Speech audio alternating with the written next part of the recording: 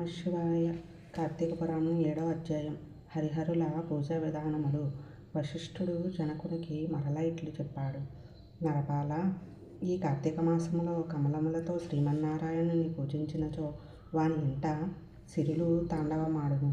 తులసీ దళాలతో పూజించినచో పునర్జన్మము కలగదు. బిల్వపత్రములతో పూజించినవాడు మోక్షము పొందును. విష్ణుప్రీతిగా ఫలములను దానమిచ్చినచో పాపములన్నీ నశించును. కాయలతో ఉన్న ఉసిరి చెట్టు క్రింద లక్ష్మీనారాయణుని పూజించిన వాని వైపు చూచుటకు యముడు కూడా భయపడును. కార్తీక మాసములో విష్ణు స్వరూపమైన సాలగ్రామమును యథావిధిగా అర్చించినవాడు పరమ పుణ్యాత్ముడు. బ్రాహ్మణులతో కలిసి వనభోజనం చేసిన వాని పాపములన్నీ నశించిపోవును. బ్రాహ్మణులతో కూడి ధాత్రి వృక్షము, ఉసిరి చెట్టు మొదట సాలగ్రామము నుంచి పూజించినవాడు విష్ణులోకమున చిరకాల ముండి ఆనందించుము.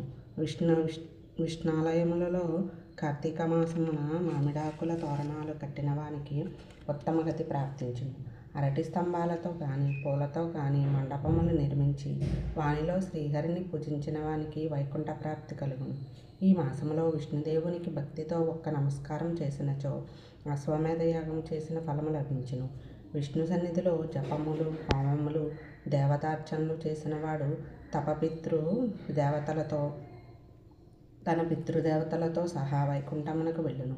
కార్తీక మాసమున స్నానం చేసి చలితో వణుకుచున్న వానికి వస్త్రదానం చేసినచో 10,000 అశ్వమేధ యాగములు చేసిన ఫలము పొందును. ఈ మాసములో మాధవుని ఆలయ శిఖరమందు ధ్వజారోహణము చేసిన వాని పాపములు గాలికి దుమ్ము కొట్టుకొని పోయినట్లు కొట్టుకొని పోవును. తెల్లవిని నల్లవిని అవిసె పూలు